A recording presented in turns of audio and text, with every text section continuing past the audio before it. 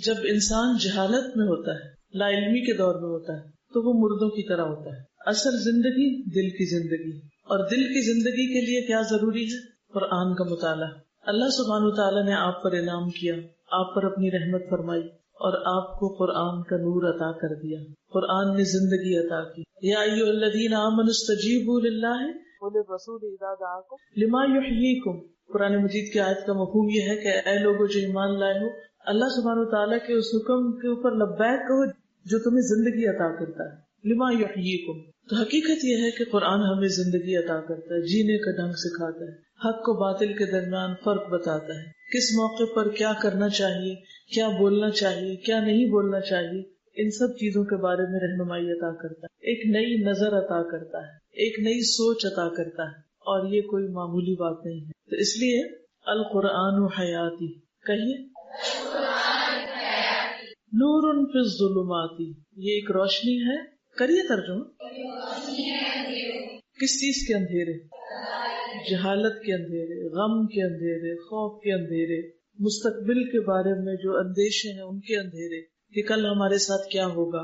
ان سب میں یہ ایک نئی راہ دکھاتا ہے، ایک روشنی دکھاتا ہے. نور فی الظلمات، ہر طرح کے اندھیروں میں قرآن ایک روشنی. اندھیرا کیا ہوتا ہے؟ ایک ایسی کیفیت جس میں انسان کو کچھ سجائی نہ دے، کچھ سمجھ میں نہ آئے کہ مجھے کیا کرنا ہے، کس طرف جانا ہے، میرے لیے کیا فائدہ مند ہے اور کیا نقصان دہ ہے. کبھی ہوا آپ کے ساتھ ایسے کہ آپ زندگی میں کسی ایسے موڑ پہ کھڑے ہوں، ایسے چوراہے پر کھڑے ہوں جب آپ کو یہ سمجھ نہ آ رہا ہو کہ آپ کو آئندہ کس طرف کا رخ اختیار کرنا ہے، کسی خاص موقع کے اوپر آپ کو کیا طرز عمل اختیار کرنا ہے، تو اس وقت آپ قرآن پڑھنا شروع کر دیتے ہیں. اور کیا ہوتا ہے؟ جواب مل جاتا ہے. کیا آپ سب کو قرآن سے جواب ملے؟ ہر روز ملتے ہیں، ہر روز قرآن سے جواب ملتے ہیں. دل پہ ایک اندھیرا سا آتا ہے، ایک غم سا آتا ہے، ایک انجانے خوف کی سی کیفیت آتی، اور پھر جب آپ قرآن کھولتے ہیں تو آپ کو آنسر مل جاتا ہے. یہی وہ نور ہے، یہی وہ روشنی ہے، یہی وہ ہدایت ہے جو انسان کی مسلسل رہنمائی کرتی رہتی. اور یہ اندھیرے صرف دنیا میں نہیں ہے، مرنے کے بعد اندھیرا کہاں ہے؟ قبر میں. وہاں کس سے روشنی ہوگی؟ قرآن سے روشنی ہوگی. قیامت کے دن جب لوگ اٹھیں گے تو دو طرح کے لوگ ہوں گے، کچھ اندھیروں میں ہوں گے اور کچھ روشنی میں ہوں گے. تو روشنی کس کو نصیب ہوگی؟ اہل القرآن کو، جنہوں نے اپنی زندگی قرآن کی رہنمائی میں اور قرآن کی روشنی میں گزاری. تو نور فی الظلمات، سوچ کے پڑھیے. تو اس کو چھوڑ تو نہیں سکتے نا، یہ تو لائٹ ہے ہمارے لیے. زندگی کا سارا یہ سفر اندھیرا ہے سوائے اس کے جس کے پاس اس کی روشنی. ہم سب اندھیروں میں ہیں سوائے ان کے جن کے پاس قرآن کا نور ہے. وہی صحیح اور غلط کا فرق پہچانتے ہیں. ورنہ تو امیجن کریں ایک اندھیری سیاہ رات، آپ کہیں جا رہے ہیں، رات کا اندھیرا بھی ہے اور پھر بادل بھی ہے اور اوپر سے بارش بھی برس رہی ہے. تو خواہ آپ کی گاڑی کی کتنی بھی تیز لائٹس ہوں، کیا عالم ہوتا ہے سڑک پر؟ کچھ نظر آتا ہے؟ نہیں نظر آتا نا. اس وقت آپ کو سڑک پہ لگی ہوئی بتیاں فائدہ نہیں دیتی سوائے ان بتیوں کے جو آپ کی گاڑی کے ساتھ لگی ہوتی ہیں، اور ان کی روشنی میں آپ تھوڑا تھوڑا راستہ دیکھ کر اپنی رفتار کم یا زیادہ کر لیتے ہیں. بالکل اسی طرح اس زندگی میں بھی بہت سے اندھیرے ہیں، اس دنیا میں بہت سے اندھیرے ہیں. جب آپ کے پاس لائٹ ہوتی ہے تو آپ اس کی روشنی میں اچھے برے کو پہچانتے ہوئے گزرتے چلے جاتے ہیں. مجھے کیا کرنا ہے اور کیا نہیں کرنا. جب روشنی ہوتی ہے تو گاڑیاں ٹکراؤ سے بچ جاتی ہیں، لیکن جو شخص اندھیرے میں چلتا ہے وہ کسی بھی چیز سے نقصان اٹھا سکتا ہے. حتیٰ کہ آپ پیدل بھی چل رہے ہوں اور اگر آپ کے پاس ٹارچ نہ ہو اور خصوصاً آپ کسی جنگل میں چلے جا رہے ہو تو پھر کیا ہوتا ہے؟ کوئی سانپ، کوئی بچھو، کوئی بھی چیز آپ کو کاٹ سکتی، کوئی چیز آپ کو ٹکرا سکتی یا آپ کسی چیز سے ٹکرا سکتے ہیں. لیکن اگر آپ کے پاس روشنی ہو تو آپ کو نظر آتا جاتا. جب رات کو لائٹ چلی جاتی اور آپ کو اٹھ کر صرف واش روم تک ہی جانا ہو تو کیا چاہیے ہوتا ہے؟ روشنی چاہیے ہوتی ہے، کینڈل چاہیے، ٹارچ چاہیے. اور اب تو اللہ بھلا کرے موبائل بنانے والوں کا کہ جنہوں نے اس میں ٹارچ لگا دی ہے یا اس کی اپنی روشنی، اب لوگ اس کی روشنی سے استفادہ کرتے ہیں. لیکن اس کے اندر بھی اندھیرے بھی ہیں اور روشنی بھی ہے. یہ ڈپینڈ کرتا ہے کہ آپ کیا کلک کرتے ہیں، کیا دیکھتے ہیں. تو قرآن کیا ہے؟ نور فی الظلمات، ان سارے اندھیروں میں ایک روشنی ہے کہ میرا راستہ کون سا ہے اور مجھے کیا کرنا ہے، کس طرف کو جانا ہے. انسی فی خلواتی، انسی فی خلواتی. قرآن کیا ہے؟ میری انسیت ہے. کس میں؟ فی خلواتی، میری تنہائیوں میں. جس شخص کے پاس قرآن ہوتا ہے اور جس کا تعلق قرآن کے ساتھ ہوتا ہے وہ کبھی تنہا نہیں ہوتا، اس کو تنہائی نہیں ڈستی، وہ تنہائی کو بھی انجوائے کرتا ہے۔ یہ بڑے حیرت کی بات ہے، کیوں؟ اس لیے کہ قرآن اللہ کا کیا ہے؟ کلام، یہ آپ سے باتیں کرتا ہے، اور جب قرآن باتیں کرتا ہے تو پھر کون اکیلا ہوتا ہے؟ آپ اس کو پڑھ رہے ہوتے ہیں اور وہ آپ کو بتا رہا ہوتا ہے، وہ آپ کو خطاب کر رہا ہوتا ہے، یا ایھا الذین آمنوا، یا ایھا الناس، بار بار پکارتا ہے اور آپ کو بتاتا ہے کہ کیا کرنا چاہیے اور کیا نہیں کرنا چاہیے۔ اور ویسے بھی کسی بھی وقت تک جب آپ لونلی محسوس کرنے لگے تو کسی بھی طرح قرآن سے تعلق قائم کریں، چاہے اس کی ریڈنگ شروع کر دیں، چاہے اس کی تلاوت شروع کر دیں، چاہے کوئی آپ کو سنانے والا ہو، کچھ بھی ہو، تو آپ کے اندر کی ساری وحشت ختم ہو جائے گی۔ کچھ لوگ زندگی میں بہت وحشت کا شکار ہیں، تنہائی کا شکار ہیں، ڈپریشن کا شکار ہیں، اور انہوں نے اپنی زندگی مزریبل بنائی۔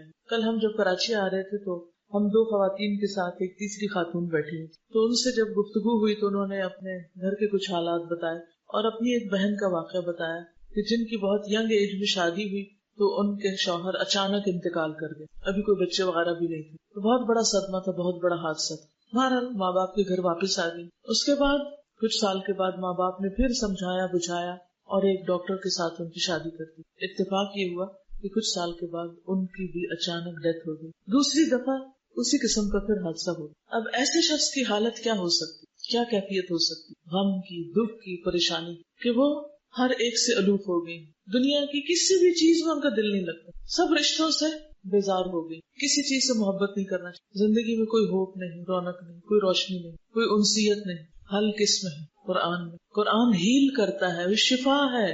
آپ کو جب صدمے پہنچنے کو تو پہنچیں گے ہی، کسی کو کسی طریقے سے اور کسی کو کسی طریقے سے، تو اس کا حل یہی ہے کہ انسان قرآن کی طرف رجوع کرے، اور جو رجوع کرے گا وہ بیماریوں سے، دل کی بیماریوں سے نجات پائے گا، اور جو اس کو چھوڑ دے گا وہ اندھیروں اور تنہائیوں میں بھٹکے گا۔ تو میں ایسے تمام لوگوں کو جو کسی بھی طرح کے کسی ڈپریشن کا شکار ہے، وہ کسی نہ کسی قرآن کلاس کو جوائن کر لیں، اور کچھ ہی دن کے بعد دیکھیں گے کہ ان کی دل کی حالت بدلنا شروع ہو جائے گی۔ اور اگر آپ لوگ بھی جو اس وقت ایمان سے بھرے ہوئے ہیں، ایک ولولے سے بھرے ہوئے ہیں اور خوشی سے بھرے ہوئے ہیں کیونکہ قرآن کی دولت آپ کو ملی ہے، اگر آپ نے بھی اس کو چھوڑ دیا تو آپ بھی اندھیروں اور وحشتوں کی طرف لوٹ جائیں گے، کیونکہ یہ روشنی ہے نا۔ اگر روشنی کو آپ رکھ دیں گے تو کیا ہوگا؟ اندھیرا ہو جائے گا پھر سے۔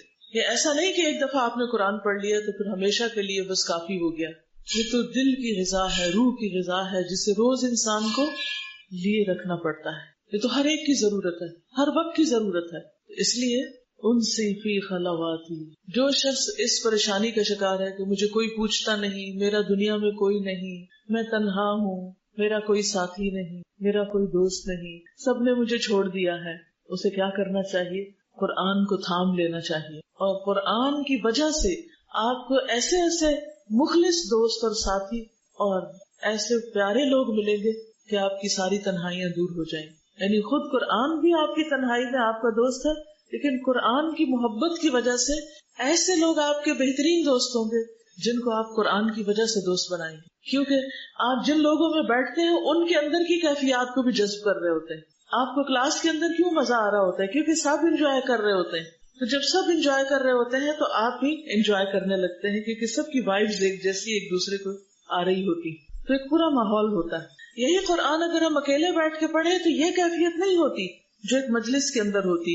اسی لیے حدیث میں آتا ہے وَمَجْتَمَعَ قَوْمٌ فِي بَيْتٍ مِّن بُيُوتِ اللَّهِ يَتَدَارَسُونَهُ بَيْنَهُمْ إِلَّا وَنَزَلَتْ عَلَيْهِمُ الرَّحْمَةُ وَحَفَّتْهُمُ الْمَلَائِكَةُ، کہ جب بھی کچھ لوگ اللہ کے گھروں میں سے کسی گھر میں اکٹھے ہوتے ہیں، یتلون کتاب اللہ کی کتاب کی تلاوت کرتے ہیں، وَيَتَدَارَسُونَهُ بَيْنَهُمْ، اور آپس میں ایک دوسرے کو اس کا درس دیتے ہیں، سیکھتے سکھاتے ہیں، ڈسکشن کرتے ہیں، اس میں غور و فکر کرتے ہیں، تدبر کرتے ہیں، مل جل کر پڑھتے ہیں، تو پھر کیا ہوتا ہے؟ ان کو کیا ملتا ہے؟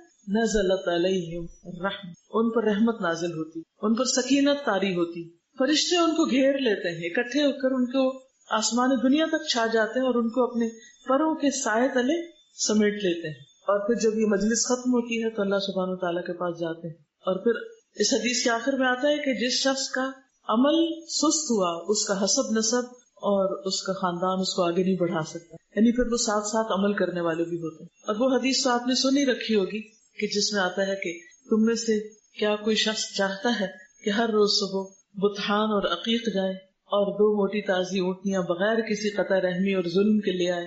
تو آپ نے یہ بتا کر، اور اتفاق یہ کہ اس دفعہ مدینہ میں ابھی میں عمرہ سے واپس آ رہی ہوں اللہ کے فضل سے، تو مدینہ میں مجھے بطحان اور عقیق دونوں جگہ جانے کا اتفاق ہوا، کیونکہ یہ نام تو سن رکھے تھے لیکن مجھے پتہ نہیں تھا کہ یہ ہیں کہاں. جب بھی یہ بطحان اور عقیق آتا تھا نا لفظ، تو میں سمجھتی تھی کہ ایک یہاں ہے اور ایک یہاں، ساتھ ساتھ 2 چیزیں، لیکن وہ تو ایک طرف نکلی مدینہ کی اور دوسری طرف نکلی، اور اتنی وسیع جگہ. تو ان وادیوں میں ظاہر ہے کہ مختلف طرح کی ایکٹیویٹیز ہوتی تھی. وہاں پر اونٹوں کی منڈیاں لگتی ہوں گی، وہاں بہترین قسم کے سوداگر ہوتے ہوں گے. تو وہاں سے فری میں، مفت میں جا کر کوئی لے آئے. تو آپ نے فرمایا کہ اس سے بہتر ہے کہ تم میں سے کوئی شخص مسجد میں آئے اور اللہ کی کتاب کی 2 آیتیں پڑھے. 2 آیتیں پڑھے یا پڑھائے، سیکھے سکھائے. تو جب میں مسجد نبوی جاتی تو اس خیال سے کچھ آیتیں پڑھ لیتی کہ یہاں آ کر اس مسجد میں پڑھنا وہ اونٹنیوں کے حاصل کرنے سے بہتر ہے. اب یہ آیتیں آپ سوچ سکتے ہیں، آپ ہو سکتا ہے کہیں کہ ہم قرآن کھول کے پڑھیں. نہیں، آپ اگر 2 قرآنی دعائیں پڑھ لیتے تو 2 آیتیں پڑھ چکے ہیں. تو بعض اوقات رش بھی ہوتا ہے نا، تو آپ قرآن نہیں نکال سکتے یا اپنے ساتھ نہیں لے جا سکتے، تو آپ کیا کریں، قرآنی اور مسنون دعاؤں کی کتاب یا ایپ نکال کے، اپلیکیشن بھی ہے نا، آپ اس کو نکال کر چند دعائیں پڑھ لیں. دعا کی دعا، آیت کی آیت، ثواب کا ثواب. اس سے زیادہ اور کیا چاہیے ہمیں. تو آپ میں سے جو بھی مسجد نبوی جائے وہ اس سنت پر ضرور عمل کرے. تو بطحان اور عقیق کی وادیوں سے اونٹنیاں لے کر آئے. تو آپ لوگ بھی ہر روز یہ اونٹنیاں سمیٹ سکتے ہیں، ہر روز. یا اپنے گھر والوں کے ساتھ 2 آیتیں پڑھ لیں، یا اپنے کولیگز کے ساتھ، جہاں بھی آپ جا رہے ہیں، اس اسکول جا رہے ہیں، یونیورسٹی جا رہے ہیں، کہیں جاب کے لیے جا رہے ہیں، شادی ہو کر کہیں جا رہے ہیں، کسی بھی جگہ. تو آپ کیا کریں، ہر روز قرآن پڑھیں. اور پھر خاص طور پر سیکھنے سکھانے کا عمل. زندگی کے ہر دن میں کسی نہ کسی کو کچھ نہ کچھ ضرور سکھائیں. آج آپ کی تکمیل ہوئی، کل سے ہی اگر آپ سورۃ الفاتحہ کسی کے ساتھ بیٹھ کر پڑھ لیں، اس کو لفظی ترجمہ سکھا دیں. لمبی چوڑی تفسیر نہ بھی کریں، تھوڑا سا بھی اس کسی کے ساتھ مل کر علمی مذاکرہ کر لیں. آپ کی روح جاگتی رہے گی، آپ پر کبھی ڈپریشن نہیں آئے گا. گارنٹی دیتی ہوں. جو لوگ اس کام میں مشغول ہوتے ہیں وہ غموں اور دکھوں سے بے نیاز ہو جاتے. یہ نہیں کہ ان کی زندگی میں غم اور دکھ ہوتے نہیں، ہوتے ہیں، سب کی زندگی میں ہوتے ہیں. لیکن قرآن کا سیکھنا اور سکھانا ایک ایسا عمل ہے جو انسان کو غم سے نجات دیتا ہے. امی کے ساتھ بیٹھ جائیں، دادی کے ساتھ بیٹھ جائیں، ابا کے ساتھ بیٹھ جائیں، بھائی کے ساتھ بیٹھ جائیں، بہن کے ساتھ، بیٹی کے ساتھ. کوئی نہیں گھر سے سنتا تو محلے کے بچوں کو اکٹھا کر لیں، لیکن کوئی نہ کوئی طریقہ مل کے پڑھنے کا جاری رکھیں. اس طرح آپ اس کو بھولیں گے نہیں اور آپ کی زندگی ایک خوشحال زندگی ہوگی. کیا یہ بات سمجھ میں آ گئی آپ کو؟ صحیح، واقعی سوچ لیا آپ نے کس کے ساتھ پڑھنا ہے؟ سوچ لیا نا. کوئی نہ کوئی تو سن ہی لے گا. اور اگر کوئی بھی نہیں سننے والا تو کیا کریں گے آپ؟ کوئی بھی نہیں سنتا، کوئی بھی نہیں مانتا، تو آپ خود قرآن لے کر بیٹھ جائیں گے بلند آواز سے.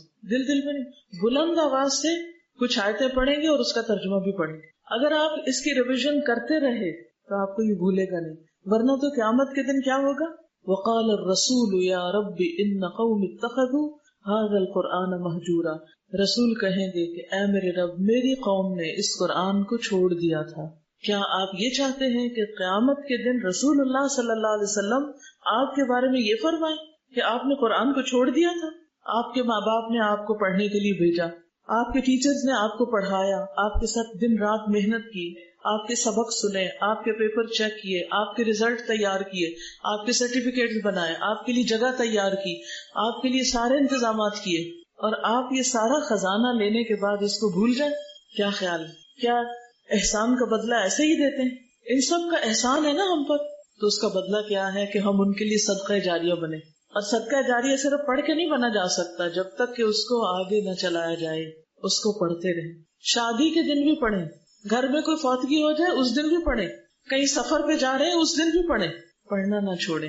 اب تو اگر قرآن مجید آپ کے پاس نہیں تو موبائل پر بھی قرآن مجید کی اپلیکیشن موجود ہیں. کوئی بہانہ ہی نہیں رہ گیا کہ اوہ آج ہم اس لیے نہیں پڑھ سکے کیونکہ وہ ہمارے پاس کچھ تھا نہیں، وہ میرا قرآن گھر میں رہ گیا. نہیں، کہیں پر بھی ہو پڑھتے رہیے. اگر آپ پڑھتے رہیں گے تو آپ کے دل کی یہ بہاریں کبھی بھی خزاں میں نہیں بدلیں گی، یہ بہاریں ہی رہیں گی. اور اگر آپ نے اس کو پڑھ کر بھلا دیا تو پھر کیا ہوگا؟ من اعرض عن ذکری فإن له معیشۃ ضنکا. جس نے میرے ذکر سے منہ موڑا میں اس کے لیے زندگی تنگ کر دوں گا. اس کے دل میں تنگی، اس کے گھر میں تنگی، اس کے حالات میں تنگی، اس کے مال میں تنگی، ہر چیز میں تنگی شروع ہو جائے گی. ضروری نہیں کہ وہ چیزیں واقعی تنگ ہو، چھوٹی ہو، نہیں، وہ دل کی تنگی ہوگی جس میں ہر چیز پھر تنگ نظر آئے گی کہ آپ لوگوں سے بھی تنگ ہوں گے. کیونکہ ہوتا پتہ کیا ہے، جب قرآن پڑھتے نا آپ کے دل میں ایک نور ہوتا ہے، ایک روشنی ہوتی ہے اور دل کھلا ہوتا ہے. پھر تھوڑی سی بھی جگہ مل جائے، جیسے حرم میں جاتے ہیں، تھوڑی سی بھی جگہ مل جائے تو کتنے خوش ہوتے ہیں، مجھے جگہ مل گئی، مجھے سخت میں جگہ مل گئی. حالانکہ ادھر سے بھی دھکے پڑ رہے ہوتے ہیں، ادھر سے بھی پڑ رہے ہوتے ہیں اور آپ انتہائی تنگ ہوتے ہیں، لیکن پھر بھی خوش ہوتے ہیں. تو وہاں جگہ کی تنگی تو اصل تنگی نہیں، اصل میں تو دل کی تنگی ہے کہ آپ گھر میں بھی ہوں تو آپ کو دل نہ لگے، آپ کے اندر ایک جکڑاؤ ہو اور ایک پکڑ ہو. یہ سب اس وجہ سے ہوتا ہے کہ انسان قرآن کا حق ادا نہیں کرتا. تو انسی فی خلواتی، میری تنہائیوں میں میری انسیت، یہ قرآن میرا دوست، میرا رہنما، میرے دل کی بہار، میرے سینے کا نور. پھر کسی چیز کی کمی رہتی ہی نہیں. آزما کے دیکھ لیجیے، کیونکہ یہ سب چیزیں میری اپنی آزمائی ہوئی ہیں. جب دل میں قرآن کی خوشی ہوتی ہے تو مسکرانا بھی آ جاتا ہے، دوسروں کی غلطیاں بھی معاف کرنی آ جاتی ہیں، بڑے سے بڑے مشکل کام بھی آسان ہو جاتے ہیں. لیکن اگر دل میں قرآن کی خوشی نہیں، روشنی نہیں، ہر چیز سورج کی روشنی میں بھی اندھیری دکھ رہی ہوتی ہے. جیسے کھانا نہ کھائیں تو آنکھوں کے آگے اندھیرا آنے لگتا ہے بھوک سے، تو روح بھی بھوکی ہو جاتی ہے، وہ بھی آنکھوں کو اور دل کو اندھیرا کر دیتی، پھر کچھ نظر نہیں آتا. تو کسی کی خاطر نہیں، اپنی خاطر اس قرآن کو پڑھتے رہیے، ورنہ زندگی تنگ ہو جائے گی. وَنَحْشُرُهُ يَوْمَ الْقِيَامَةِ أَعْمَى، اور قیامت کے دن ہم اس کو اندھا اٹھائیں گے. قَالَ رَبِّ لِمَ حَشَرْتَنِي أَعْمَى، انسان کہے گا یا رب مجھے اندھا کیوں اٹھایا؟ قَالَ كَذَلِكَ أَتَتْكَ آيَاتُنَا فَنَسِيتَهَا. اللہ تعالیٰ فرمائے گا ہماری آیات تمہارے پاس آئی تھی، تم نے ان کو بھلا دیا ان کو. تو کیا آپ بھی ان میں شامل ہونا چاہتے ہیں جو قرآن کو پڑھ کر بھلا دے؟ نہیں، اللہ نہ کرے. تو اس کو یاد رکھنے کے طریقے معلوم ہونے چاہیے. اور یاد رکھیے کہ اکیلے اس پر جمنا اور اس پہ چلنا مشکل ہوتا ہے. کوئی نہ کوئی اپنا بڈی بنا لے، کوئی نہ کوئی اپنے ساتھ ملا لے، کسی گروپ کو جوائن کر لے، کچھ کر لیں، اور باہر نہیں تو اندر گھر میں اپنے بچوں کے ساتھ گروپ بنا لے، لیکن اجتماعی زندگی بسر کریں، تنہائی والی زندگی نہ بسر کریں. اس میں آپ دیکھیے کہ اللہ سبحانہ وتعالیٰ کے کتنے احکامات ہیں جو ہم سب کو اکٹھے مخاطب کیا جاتا ہے. یا ایھا الذین آمنو، کون سا صیغہ ہے؟ آمنو، جمع کا صیغہ ہے نا، تو سب اس میں شامل ہو جاتے ہیں. کتب علیکم الصیام ایاک نعبد و ایاک نستعین، ہر جگہ اکٹھے ہیں ہم، تو دین کا کام بھی اکٹھے ہو کر مل جل کر کیجئے. اگر آپ تنہا ہو جائیں گے تو وقت کے ساتھ آپ ختم ہو جائیں گے، آپ کا کام بھی ختم ہو جائے گا. لیکن اگر آپ کے ساتھ آپ کے ساتھی ہیں، آپ کے دوست ہیں، تو وہ آپ کے مرنے کے بعد بھی آپ کے لیے صدقہ جاریہ بنے رہیں گے. اس لیے اس کو چھوڑنا نہیں.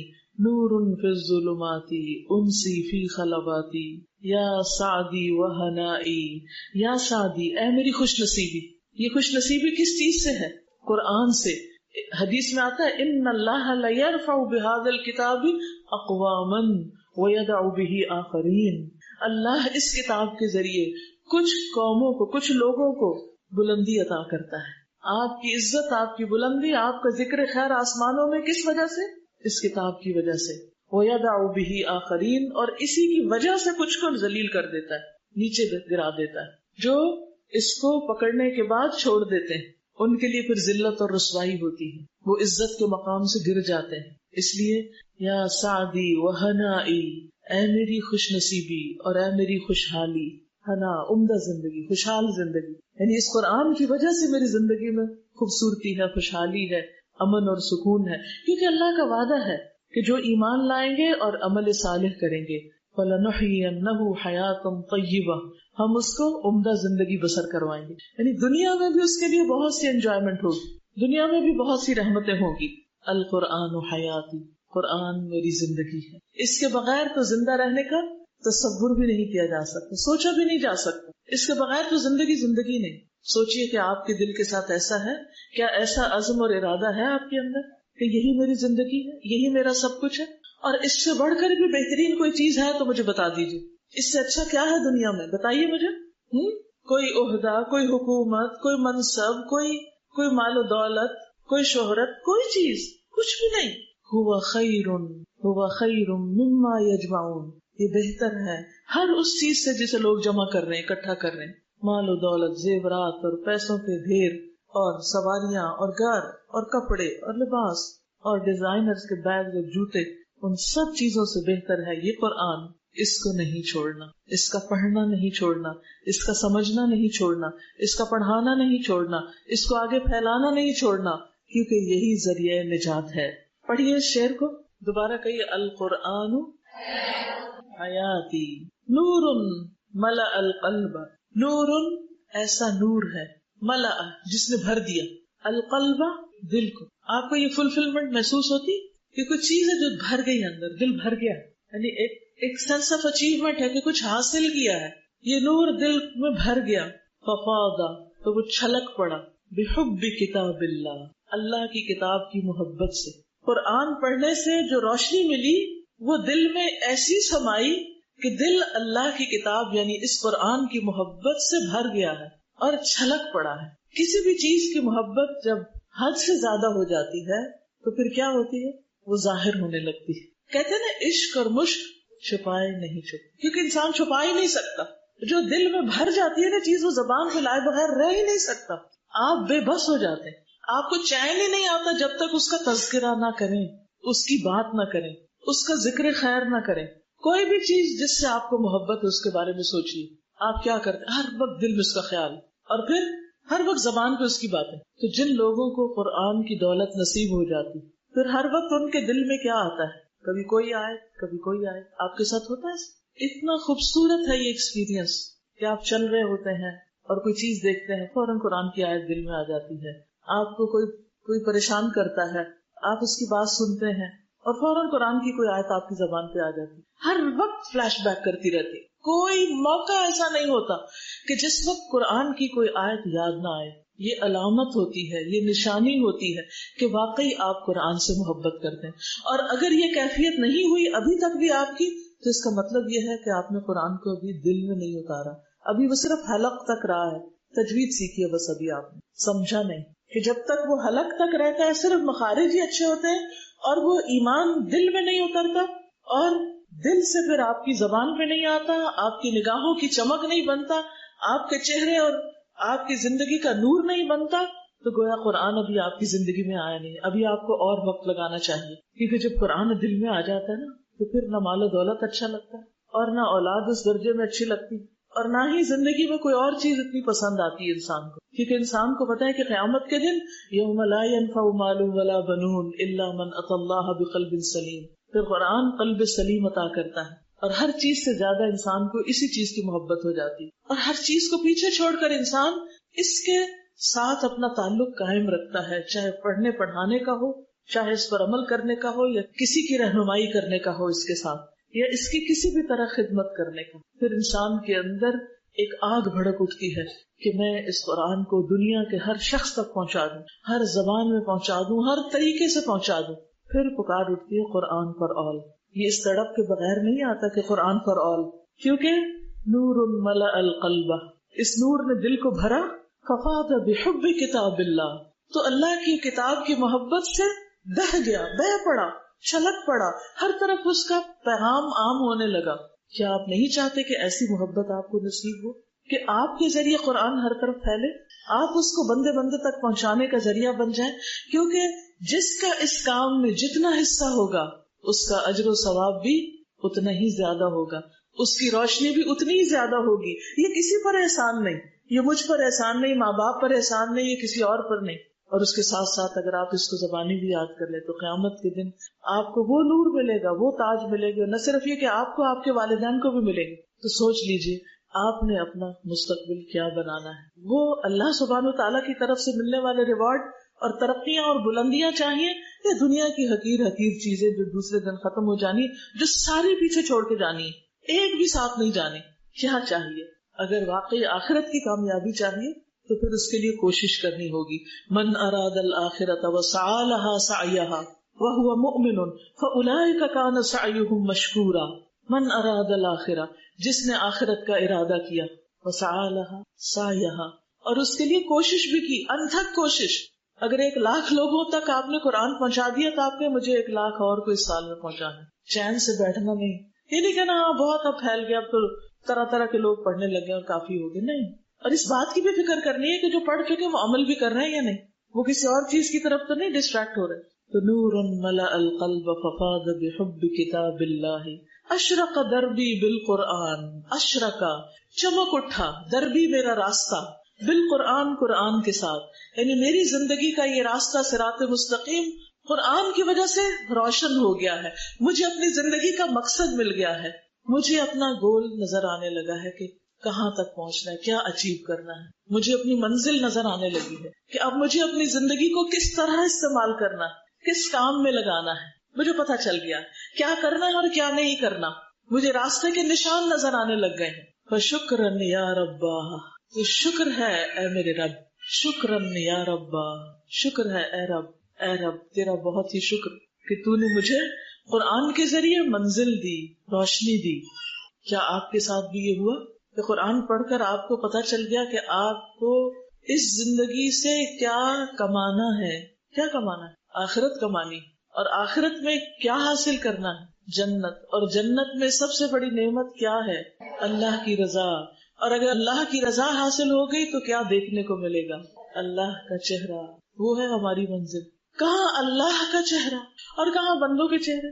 ہم صرف انہی کے لیے تڑپتے رہتے کہ ان کی شکل نظر آ جائے، بیٹے کی شکل نظر آ جائے، میاں کی شکل نظر آ جائے، فلاں کی آ جائے، فلاں کی آ جائے، کہ بس یہی گول ہے، بس صرف انسانوں کو دیکھ کر ہی خوش ہوتے رہنا ہے اور صرف اسی کی تمنا کرنی اور اس سے آگے کچھ بھی نہیں۔ یہ تو بہت چھوٹی چیز ہے جو آپ نے اپنا ایم بنائی، یہ تو مقصد صحیح نہ ہوا۔ انسانوں سے بھی محبت اللہ کی خاطر کرتے ہیں کہ اس محبت سے میرا رب راضی ہو جائے، کیونکہ اللہ کی خاطر محبت ایمان کی ایک مضبوط کڑی ہے۔ مضبوط کڑی، مضبوط کڑی کا مطلب یہ ہے کہ مضبوط حلقہ جس کو آپ تھام لیں تو آپ پھر بھٹکیں گے نہیں انشاءاللہ، کیونکہ جس شخص سے اللہ کی خاطر محبت ہوگی وہ اللہ سے محبت کرتا ہوگا، وہ آپ کے دل میں بھی اللہ کی محبت جگاتا رہے گا، تو اس سے کیا ہوگا؟ عمل کرنا آسان ہو جائے گا۔ اور اگر آپ نے محبت کی ایسے لوگوں سے جو اللہ کو بھولے ہوئے ہیں، اللہ سے بہت دور ہیں، تو پھر کیا ہوگا؟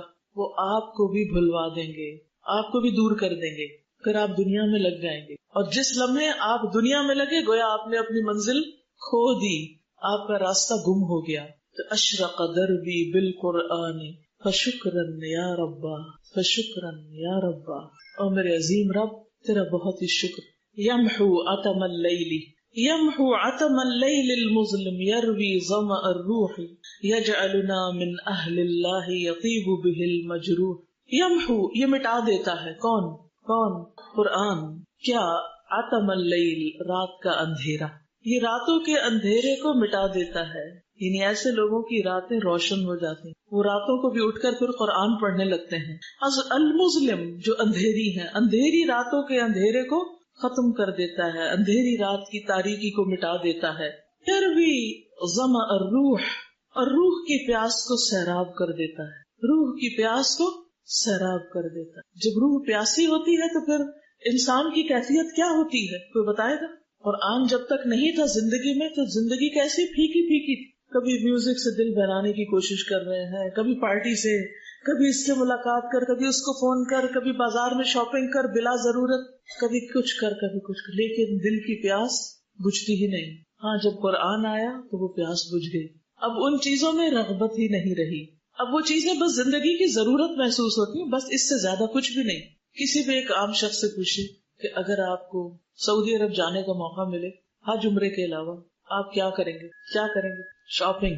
اس دفعہ میں تقریباً 20-21 دن رہی ہوں وہاں پر، 20-21 دن، سوائے بک سٹورز کے میں ایک بھی دکان میں نہیں۔ میری بیٹی مجھ سے کہتی رہی کہ ایک دفعہ آپ چل کے دیکھیں تو صحیح، ہو سکتا ہے کوئی چیز آپ کی ضرورت کی ہوگی۔ میں نے کہا فی الحال تو مجھے کہیں کوئی ضرورت محسوس نہیں ہوتی، میرے پاس زندگی کی ساری بنیادی ضرورتیں موجود ہیں، مجھے اپنا سامان نہیں بڑھانا، مجھے نہیں چاہیے کچھ۔ جب اللہ تعالیٰ اپنی خاص مدد کے ذریعے میری ساری ضرورتیں پوری کرتا ہے تو میں کیوں جاؤں بازار، کیا خریدنے جاؤں؟ چاہیے ہی نہیں کچھ۔ اور کتابوں کی دکانوں پر آپ لوگوں کو ذہن میں رکھ کے نئی نئی کتابیں دیکھتی رہی کہ اچھا عقیدہ واسطیہ اور مقاعد الشیطان کے بعد اب آگے کیا پڑھانا ہے اور کس طرح سیراب کیا جا سکتا ہے پیاسی روحوں۔ اور اللہ سبحانہ وتعالیٰ نے اور نئے نئے تحفے مجھے عطا کیے، خوبصورت کتابیں مجھے دکھائی، ایسے مددگار لوگ عطا کیے کہ جنہوں نے میری رہنمائی کی کہ اب نیا کیا آ چکا ہے۔ تو انسان کی سوچ، انسان کی طلب، انسان کی تڑپ، انسان کا رخ ہی بدل جاتا ہے، کیونکہ اس کی خوشی، وہ خوشی جو اس کو قرآن اور قرآنی علوم کے اندر ملی ہے، وہ دنیا کے نہ بیسٹ پرفیومز میں ہے، نہ بیسٹ جیولری میں ہے، نہ بیسٹ ڈیزائنر کلوتھز میں ہے، کسی چیز میں بھی نہیں ہے ہی نہیں. کیونکہ دنیا کی جتنی بھی چیزیں جب وہ پہن لیتے ہیں تھوڑی دیر کے بعد کیا ہوتا ہے، بور ہو جاتے ہیں. قرآن سے کوئی بور نہیں ہوتا، ہمیشہ آپ کو نئی نئی چیزیں دکھاتا ہے. اس دفعہ جب میں مسجد نبوی میں تھی تو جمعے کا خطبہ ہو رہا تھا، تو اس میں امام صاحب نے قاری حذیفی نے جمعہ پڑھایا، بہت ہی اچھا لگ رہا تھا. میں تھوڑی دیر پہ مسجد نبوی میں تھی، تھوڑی دیر میں آپ کی کلاسز میں آتی، پھر ادھر پھر ادھر پھر ادھر. میں نے کہا ان کو کیا خبر کہ ان کی تجوید جو ہے وہ کس کس کو فائدہ دے رہی. میرے شوہر اور بیٹے کو الحمدللہ موقع ملا کہ قاری حذیفی سے ملاقات کریں، تو تقریباً 45 منٹ کی ملاقات ہوئی اور ان کو سارا بریف کیا انہوں نے کہ کس طرح آپ کی جو کیسٹس ہیں وہ ہماری کلاسز میں چلتی ہیں، کس طرح آپ کی بہت سی شاگرد ہیں جن کی آپ کو خبر بھی نہیں. تو انہوں نے بہت دعائیں دی اور بہت خوش ہوئے. تو یہ اللہ سبحانہ وتعالیٰ کی رحمت ہوتی ہے کہ انسان کو نیک لوگوں سے ملاقات کا شرف حاصل ہے، کیونکہ وہ لوگ عورتوں کو نہیں ملتے. تو اس لیے مجھے یہ شرف نہیں مل سکا. وہ نماز کے بعد الحمدللہ اللہ ان کو جزائے خیر دے جنہوں نے اس ملاقات کا انتظام کیا. وہ مسجد نبی کے جو آگے امام کی جگہ اس کے قریب ہی ایک کمرہ ہوتا ہے، تو وہاں پر سب لوگوں کو دعوت کی اور پھر سب ان کے ساتھ بیٹھے اور گفتگو ہوئی. تو امام صاحب جب جمعے کے خطبے میں یہ آیت پڑھ رہے تھے، ان الذین قالوا ربنا اللہ ثم استقاموا فلا خوف علیہم ولا هم يحزنون. مجھے لگا جیسے یہ آیت آج نازل ہوئی کہ جو لوگ ایمان لاتے ہیں، جنہوں نے کہا کہ اللہ ہمارا رب، پھر وہ اس پہ جم جاتے، ان کے لیے کوئی خوف نہیں رہتا، کوئی غم نہیں رہتا، اور ان کے لیے جنت ہے. یہ سورۃ الاحقاف کی آیت نمبر 13 ہے. ان الذین قالوا ربنا اللہ ثم استقاموا فلا خوف علیہم ولا هم يحزنون. بے شک وہ لوگ جنہوں نے کہا کہ اللہ ہمارا رب ہے، پھر وہ اس پہ جم گئے. یعنی آپ لوگ قرآن پڑھنے کے بعد اس راستے پر جم گئے. فلا خوف علیہم، تو پھر کیا نہیں ہوگا، خوف نہیں ہوگا. آپ کو ڈر لگتا ہے مختلف چیزوں سے لگتا ہے، وہ آہستہ آہستہ دنیا کے ڈر بھی ختم ہو جائیں گے، قبر کا ڈر بھی ختم ہو جائے گا، آخرت میں جو ہال ہے جس میں لوگ مبتلا ہوں گے وہ بھی ختم ہو جائے گا. آپ وہاں بھی امن چین سے ہوں گے. ولا هم يحزنون، ان کی زندگی میں غم نہیں ہوگا، غم بھی نکل جائیں گے. یہ سارے غم آتے ہی اس وجہ سے ہیں کہ ہم قرآن کو چھوڑ دیتے ہیں. اولئک اصحاب الجنہ، اس استقامت کا بدلہ کیا ہے؟ یہ جنت والے لوگ ہیں. خالدین فیہا، اس میں ہمیشہ رہنے والے. جزاء بما كانوا يعملون، یہ بدلہ ہے اس چیز کا جو وہ عمل کرتے تھے. تو آپ نے قرآن پڑھ لیا، اب وقت ہے عمل کا، کام کرنے کا. لیکن اگر آپ نے یہ راستہ چھوڑ دیا، قرآن کو بھلا دیا، قرآن سے تعلق ختم کر لیا، ادارے سے تعلق ختم کر دیا، ان دوستوں سے دوستی ختم کر دی جنہوں نے آپ کو اس راستے میں سپورٹ دی، تو آپ وہیں جا کھڑے ہوں گے اسی پستی میں جہاں سے آغاز ہوا تھا. پھر کوئی آپ کو اس سے بچا نہیں سکے گا. دوبارہ زندگی میں خوف اور غم کے سائے آ جائیں گے. یاد رکھیے اس کا حل صرف اور صرف یہ ہے کہ انسان اس کو مضبوط تھام لے. والذین یمسکون بالکتاب، والذین یمسکون بالکتاب، جو لوگ کتاب کو مضبوط پکڑتے ہیں، واقاموا الصلاۃ، اور نماز قائم کرتے ہیں، وآتوا الزکاۃ، زکات دیتے ہیں. انا لا نضیع اجر المصلحین، ہم مصلحین کا، اصلاح کرنے والوں کا اجر ضائع نہیں کریں گے. تو آپ نے اصلاح کرنی ہے اپنی بھی اور کس کی؟ معاشرے کی بھی، اپنے گھروں کی بھی. تو آپ کا اجر ضائع نہیں ہوگا. لیکن اگر آپ نے اس کتاب کو چھوڑ دیا تو پھر یہ ریوارڈ آپ کے لیے نہیں. تو اللہ نہ کرے کہ ہم ان لوگوں میں ہوں جو قرآن پڑھ کے بھلا دیتے ہیں اور قیامت کے دن پھر اندھے اٹھائے جاتے ہیں. تو یہ کتاب ایسی ہے جس نے اندھیری رات کے اندھیروں کو، تاریکی کو ختم کیا. یروی ظمأ الروح، جو روح کی پیاس کو سیراب کر دیتا ہے. یجعلنا من اہل اللہ، یہ ہمیں اہل اللہ میں شمار کرتا ہے. اس کتاب نے ہمیں کس میں شامل کر دیا؟ اہل اللہ. آپ صلی اللہ علیہ وسلم نے فرمایا کہ کچھ لوگ ایسے ہیں جو اہل اللہ ہیں، وخاصتہ، اور اس کے خاص بندے، VIPs. تو پوچھا گیا کہ کون ہیں وہ؟ تو آپ نے کیا فرمایا؟ ہم اہل القرآن، وہ قرآن والے ہیں. تو یہ کتاب یجعلنا من اہل اللہ، ہمیں اہل اللہ میں شامل کر دیتی ہے. یطیب بہ المجروح، جس کے ذریعے زخم خوردہ اچھا ہو جاتا ہے. یعنی جو دنیا کا ستایا ہوا ہوتا ہے، جو دنیا کا ستایا ہوا ہوتا ہے، وہ اس کتاب کے ذریعے شفا پا جاتا ہے. یہ ہو نہیں سکتا کہ آپ لوگوں میں رہیں اور لوگ آپ کو ہرٹ نہ کریں. کرتے ہیں لوگ، ستاتے ہیں، تنگ کرتے ہیں، باتیں بناتے ہیں، اعتراض کرتے ہیں، الزام لگاتے ہیں، کرتے ہیں نا، یہ سب کچھ ہوتا ہے. تو اس کی شفا کہاں ہے؟ قرآن میں، اس کی شفا قرآن میں ہے، قرآن میں. یجعلنا من اہل اللہ یطیب بہ المجروح، سارے زخم مندمل ہو جاتے ہیں. لوگوں کی بے وفائیاں اور لوگوں کا چھوڑ جانا اور لوگوں کا ظلم کرنا اور لوگوں کا طرح طرح کے جھوٹے الزامات دینا، یہ سب کچھ جو زخم لگاتا ہے انسان کو، قرآن اس کو دھوتا جاتا ہے. نبی صلی اللہ علیہ وسلم پر اور صحابہ پر کچھ الزامات لگے تھے، کبھی کوئی آپ کو تانے دیے گئے تھے؟ پھر کیا ہوا؟ کیا وہ رونے دھونے بیٹھ گئے تھے؟ کیا وہ ڈپریشن میں چلے گئے تھے؟ ذرا تاریخ پڑھ کے بتائیے مجھے کہ کسی نے کبھی کہا ہو کہ فلاں صحابی کو ڈپریشن کا مرض لاحق تھا اور حضرت ابو بکر کبھی کبھی ڈپریشن میں چلے جاتے تھے. کبھی پڑھا آپ نے ایسا کچھ؟ کبھی نہیں.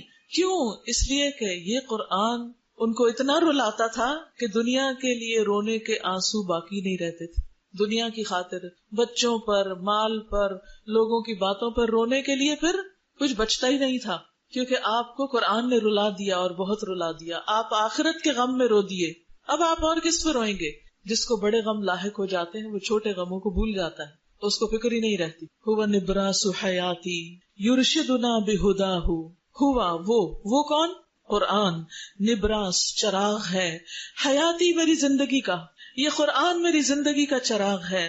یرشدنا بہداہ، جو اس کی ہدایت کے ساتھ ہماری رہنمائی کرتا ہے. ارشاد کہتے ہیں نا رہنمائی، قرآن کے اندر جو ہدایت ہے اس کے ذریعے ہمیں رہنمائی ملتی. کیا آج کے بعد آپ کی زندگی میں قرآن کی ہدایت کی ضرورت ہے نا؟ تو پھر کیا کرنا؟ اس کتاب کو چھوڑنا نہیں، پکڑے رکھنا ہے، پڑھتے رہنا ہے، پڑھاتے رہنا ہے تاکہ روشنی ملتی رہے. نور ملأ القلب ففاض بحب کتاب اللہ، ایسا نور جس نے دل کو بھر دیا، فل کر دیا، تو وہ اللہ کی کتاب کی محبت سے بہہ پڑا، چھلک پڑا، ہر طرف پھر اس کی روشنی پھیل گئی. اشرق دربی بالقرآن، میرے راستے کو قرآن نے منور کر دیا، چمکا دیا. فشکرن یا ربا، فشکرن یا ربا، شکر ہے اے میرے رب، شکر ہے اے میرے رب. یا رب، اے رب. اب آخر میں دعا دیتے ہیں. فکافئ من انشأ للتحفیظ سروح ہی دور للنور وفیہا اثر طہر یفوح. اے میرے رب، فکافئ، تو بدلہ دے، جزا دے، کافی ہو جا. کس کو؟ من انشأ، جس نے تعمیر کیا، بنایا، للتحفیظ، حفظ کرنے کے لیے، سروح، محل کو، اس عمارت کو، یعنی جس نے یہ بلڈنگ بنائی، اس بلڈنگ کا انتظام کیا کہ لوگ یہاں قرآن پڑھیں، اس کو یاد کریں. ایک حفظ تو قرآن کے الفاظ کا ہوتا ہے اور آپ نے اس کا ترجمہ حفظ کیا، اس کو یاد کیا ہے، اس کو پڑھا ہے، سمجھا ہے. تو اب وہ دعا دے رہے ہیں کہ یا اللہ، جن لوگوں نے یہ سارا کچھ بنایا، یہ بلڈنگ بنائی، یہ لائٹیں لگائی، یہ پنکھے لگائے، یہ صفائی کا انتظام کیا، اس کی ڈیکوریشن کی، یا رب ان کو کافی بدلہ عطا کر، اتنا کہ جو ان کو کافی ہو جائے، پورا. اور یہ حق ہے نا کہ جو ہمارے لیے یہ فیسلٹیز دیتا ہے اس کو دعاؤں میں یاد رکھا جائے، جو ہمیں فیسیلیٹیٹ کرتا ہے. کیونکہ عام طور پر ہمیں صرف ایڈمن سے شکایتیں ہی ہوتی، ہر وقت ان کے بارے میں ہم کچھ نہ کچھ بولتے ہی رہتے ہیں کہ کچھ نہیں کرتے، یہ نہیں ہے، وہ نہیں ہے، یہ کیا ہو گیا، وہ کیا ہو گیا. لیکن یہاں پر ان کا شکریہ ادا کیا جا رہا ہے کہ اللہ کا شکر ہے جنہوں نے یہ ساری مینجمنٹ کی، یہ سارے پروگرام بنائے، ان کو ایڈورٹائز کیا، لوگوں کو بلایا، انٹرویو کیے، کلاسز لی، ٹائم ٹیبل بنائے، سبق سنے، اور کیا کیا محنتیں نہیں کی. تب ہم اس قابل ہوئے کہ ہم قرآن کو سمجھیں، اور تراویح میں جب امام صاحب پڑھیں تو ہم پیچھے سن کے روئیں، کیونکہ جن کو سمجھ نہیں آتی وہ رو بھی نہیں سکتے. یہ دور للنور، یہ مکانات ہیں روشنی کے، یہاں روشنیاں ہیں، یہ بلڈنگز روشنیوں والی ہیں، لائٹ ہاؤسز ہیں، ایسا ہی ہے نا، یہاں سے روشنیاں بڑھتی ہیں. وفیہا عطر الطہر، یہاں پاکیزگی کے پرفیومز ہیں، عطر ہیں، خوشبوئیں ہیں.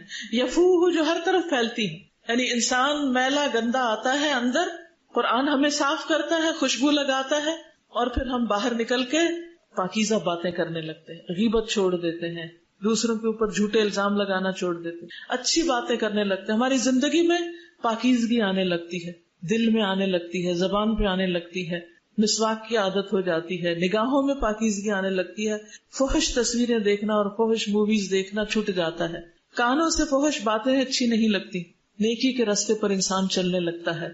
تو ہی دور للنور، یہاں سے روشنیاں عام ہوتی ہیں، یہ روشنیوں کے گھر ہیں، یہاں سے عطر لگایا جاتا ہے جس کی خوشبو ہر طرف پھیل جاتی ہے.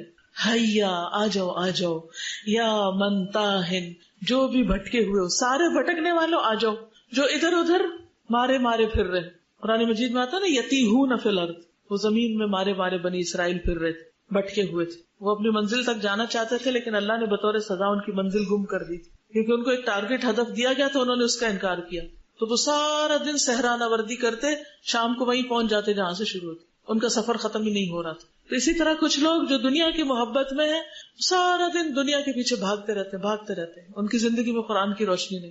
نتیجہ کیا ہوتا ہے کہ جہاں سے چلتے وہیں آ کھڑے ہوتے، وہ خوشیوں کو پانے کے لیے دنیا کے پیچھے بھاگ رہے تھے، خوشیاں ان سے اور دور چلی گئیں، وہ پھر وہیں آ کھڑے ہوئے جہاں سے چلے تھے۔ یا حیا یا من تاہن فالقرآن نجاح، قرآن کامیابی ہے، قرآن سکسیس کا ذریعہ ہے۔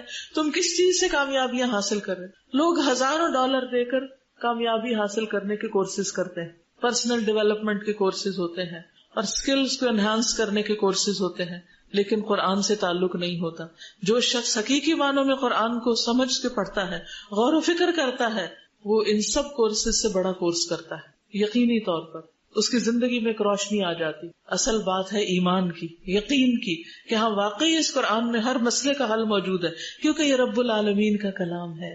حیا یا من تاہ فالقرآن نجاح، نور ملأ القلب ففاض بحب کتاب اللہ، اشرق قلبی بالقرآن فشکرا یا ربا، شکرا یا ربا۔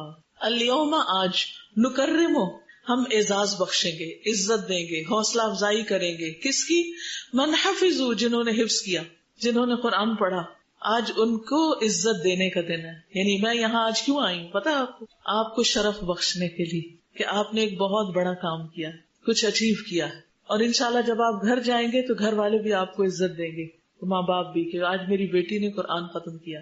جب میرا قرآن ناظرہ اور پھر ترجمے کا تفسیر کا ختم ہوا تھا، بہت بڑی بڑی پارٹیاں ہوئی تھی ہمارے گھر میں، اتنی تو میری شادی پر لوگ نہیں تھے جتنا ختم قرآن پر تھے، بلا مبالغہ اتنے لوگوں کو دعوت دی گئی تھی، اتنے لوگوں کے کھانے کا انتظام کیا گیا تھا۔ کس کی خوشی میں؟ قرآن کی خوشی میں، قرآن کو اعزاز دینے کے لیے، قرآن والوں کو اعزاز دینے کے لیے، یہ بتانے کے لیے کہ یہ تمہارے لیے زندگی میں سب سے بڑی کامیابی کا ذریعہ ہے۔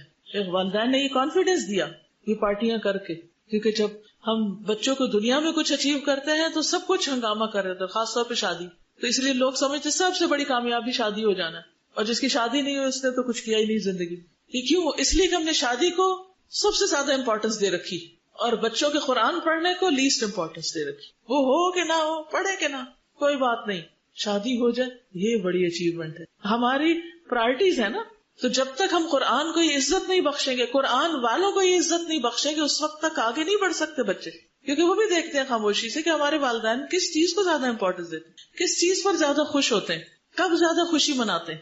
تو ہم سب اپنی زندگیوں میں عملی نمونہ دیکھ سکتے ہیں نا کہ ہم نے زندگی میں کب کب اپنی یا بچوں کی خوشی منائی۔ تو آپ بھی ہمارے بچے ہیں، آپ کو عزت دینے کے لیے ہم حاضر ہوئے ہیں۔ حفل ثم نروح، الیوم نکرم من حفظوا حفلا، حفل ثم نروح، پھر ہم چلے جائیں گے۔ یعنی ہم آپ کی اس پروگرام میں شرکت کے لیے آئے ہیں، حفل کہتے ہیں پارٹی پروگرام، اس پروگرام میں آئے ہیں آپ کو عزت بخشنے کے لیے، انکریج کرنے کے لیے، آپ کی خوشی میں شریک ہونے کے لیے۔ ثم نروح، پھر ہم اس کے بعد آپ کو سی آف کر دیں گے۔ لیکن یہ تو صرف دنیا میں سی آف کریں گے، کیونکہ اکٹھے بیٹھ نہیں سکتے نا ہر وقت، یہ ہو نہیں سکتا کہ ہر روز میں یہاں ہوں، یہ ہو نہیں سکتا کہ ہر روز ختم قرآن ہو، لیکن ہمارا مقصد ختم نہیں ہوتا۔ یہاں ہمارا کورس تو ختم ہو گیا ہے لیکن زندگی کا مشن ختم نہیں ہوا۔ سوچئے ایسا ہی ہے کہ کورس کے ساتھ سب آرزویں، امنگیں اور مشن سب کچھ ختم ہو گیا؟ نہیں، ہرگز نہیں۔ لیکن الکل لدرجات فی الجنات طموح، لیکن ہر ایک کے درجے ہیں، جنتوں میں امیدیں ہیں، یعنی بلند درجوں کی امیدیں ہیں، جنتوں کے درجے حاصل کرنے کی اور وہاں ملاقات کرنے کی تمنا اور امید اور امنگ باقی ہے۔ دنیا میں ہم ایک منزل تک پہنچے، لیکن ابھی تو ہمارے سامنے اور منزلیں ہیں جن تک ہمیں پہنچنا ہے اس قرآن کے ذریعے۔ تو ہر ایک کا وہاں درجہ ہوگا۔ دیکھیں آج آپ یہاں سے جب جدا ہوں گے تو سب کو ایک جیسا پڑھایا گیا، سب نے ایک جیسے امتحان دیے، سب ہو گیا، لیکن جب آخرت میں جنت تک پہنچیں گے تو ہر ایک کا درجہ فرق ہوگا۔ کس کا بلند ہوگا؟ جو بلندیاں چاہے گا، اور جو بلندیاں چاہتا ہے پھر اس کے ساتھ کیا ہوتا ہے؟ اس کو بلند محنت کرنی پڑتی ہے، زیادہ محنت کرنی پڑتی ہے، اس کو زندگی کے دنیا کے آرام قربان کرنے پڑتے ہیں، اس کو ایک مسلسل ہلچل والی، حرکت والی زندگی بسر کرنی پڑتی، وہ پھر امن سے چین سے بیٹھ نہیں جاتا، کہ ہاں میرا کورس ہو گیا، لمبی تان کے سوئیں گے، سارے ٹیسٹ ختم ہو گئے، اب ہم فارغ ہو گئے، قرآن کو اٹھا کے وہ اوپر رکھ دے. نہیں، ابھی تو زندگی شروع ہوگی، کیونکہ اب ہم نے اس مشن کو لے کے آگے بڑھنا، دنیا کے بندے بندے تک جانا، ہر اس بندے کے لیے تڑپنا ہے جس تک یہ روشنی نہیں پہنچی. تو جو جتنا کما سکے کما لے، میدان کھلا ہے، تجارت عام ہے، کوئی پابندی نہیں، کوئی ریسٹرکشن نہیں. لیکن الکل لدرجات فی الجنات تمور. اب ہماری تمنا کیا ہو جانی چاہیے؟ جنت کے بلند درجے حاصل کرنا. غایتنا الرحمن نتطلع لرداہ. ہماری منزل رحمان ہے، اللہ کی رضا ہے، ہم وہاں تک پہنچنا چاہتے ہیں. قرآن پڑھنے کا مقصد ایک سرٹیفکیٹ حاصل کرنا نہیں تھا، قرآن پڑھنے کا مقصد رحمان کو پانا تھا، اللہ کی تلاش تھی، اس کی رضا کی تلاش تھی. اب اس کا راستہ مل گیا، اب اس تک پہنچنا ہے. اب ایسا تو نہیں نا کہ آپ مثلاً آج آ رہے تھے اور خواتین کلب کا راستہ ڈھونڈ رہے تھے، جب راستہ ملا یہاں تک دروازے تک پہنچے تو واپس چلے گئے. نہیں، اب تو آپ کو اندر آنا ہے. اسی طرح قرآن کے ذریعے ہمیں رب کی معرفت نصیب ہوئی، اب ہم نے اس تک پہنچنا ہے، اس کی رضا تک پہنچنا ہے. اس مقصد کو لے کر ہم نکلیں گے انشاءاللہ، اور اس مقصد کے ساتھ اختتام کریں گے، اور اس مقصد کے ساتھ ہم جیئیں گے اور مریں گے، تاکہ جب ہم اٹھیں قیامت کے دن، اس حشر کے دن،